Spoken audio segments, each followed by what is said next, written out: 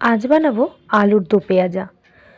ভাত, রুটি কিংবা পরোটা সব কিছুর সাথে কিন্তু আলুর দো পেঁয়াজা খেতে দারুণ লাগে। প্রথমে আলুগুলোকে ডুমো ডুমো করে কেটে নিয়ে ধুয়ে নিয়েছি।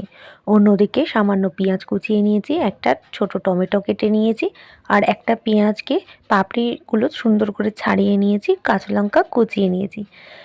এদিকে দেখো আলুগুলো ভাজতে বসিয়ে দিয়ে অন্যদিকে কিন্তু আমি আদা, কাঁচা লঙ্কা আর রসুনের পেস্ট বানিয়ে নিয়েছি। তারপর একটা ছোট্ট বাটিতে সামান্য নুন, হলুদ, জিরে গুঁড়ো, লঙ্কার গুঁড়ো আর চিনি দিয়ে জল দিয়ে একটুখানি চাপা দিয়ে রেখে দিয়েছি। অন্যদিকে আলুগুলো প্রায় সেদ্ধ হয়েই এসছে, সেই সময় আলুগুলো তুলে নিয়েছি। ওই তেলের মধ্যেই সামান্য গোটা গরম মশলা আর তেজপাতা ফোড়ন দিয়ে সামান্য 30 সেকেন্ড নেড়ে কুচনো পেঁয়াজগুলো দিয়ে ভালো করে ব্রাউন করে ভেজে নিয়েছি। পেঁয়াজগুলো যখন ভালো করে ভাজা হয়ে গেছে সেই টাইমে আমি টমেটোগুলো দিয়ে দিয়েছি, আর টমেটোগুলো সেদ্ধ হওয়া পর্যন্ত ভালো করে নেড়ে নিয়েছি। টমেটোগুলো যখন সেদ্ধ হয়েই এসছে সেই সময় আমি আদা, রসুন আর কাঁচা লঙ্কার পেস্টটা ওর মধ্যে দিয়ে ভালো করে কষাতে শুরু করে দিয়েছি। এরপর ওই মশলার মধ্যেই কিন্তু আমি ভিজিয়ে রাখা যে মশলাটা ছিল সেই মশলাটাও দিয়ে দিয়েছি। দিয়ে ভালো করে নাড়তে হবে যতক্ষণ না তেল আর মশলা আলাদা হয়ে যায়, মানে মশলা থেকে তেল ছেড়ে বেরিয়ে আসে।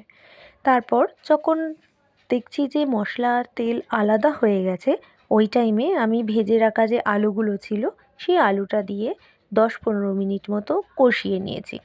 আর কষানোর পর যখন দেখছি আলুটা প্রায় মজে এসছে ওই টাইমে দিয়ে দিচ্ছি সামান্য পরিমাণে টক দই। টক দই চাইলে তোমরা স্কিপও করতে পারো, আবার দিতেও পারো। আমি কিন্তু দিয়েছিলাম একটা সুন্দর কালার আর টেস্টার জন্য। তারপর আমরা টক দই দিয়ে ভালো করে নেড়ে চেড়ে আরও 10 মিনিট মতো কষিয়ে দিয়ে দিয়েছি গরম জল। এখানে কিন্তু গরম জলই ব্যবহার করো, ঠান্ডা জল কিন্তু দিও না।